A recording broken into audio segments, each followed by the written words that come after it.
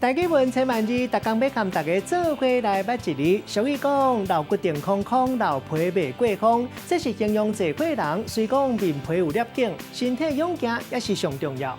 今仔日要甲大家小解这一字，咱同齐来看到，这就是景，粒景的景，读高应景。第二条，景就是形容衫或者是裙的凹痕，咱讲是扣景、粒景。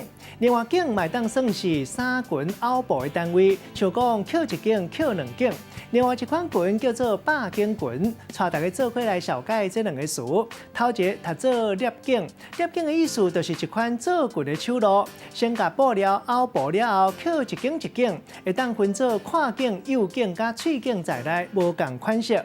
另外，粒景嘛当形容坐过人的面有撩痕。第二个词读做百景裙，这是一款裙，裙基有真侪凹布。一般过去女学生的制服穿的裙，常常用这款设计手路配卡其衫。咱用一句话来举例，甲这两个词夹做伙。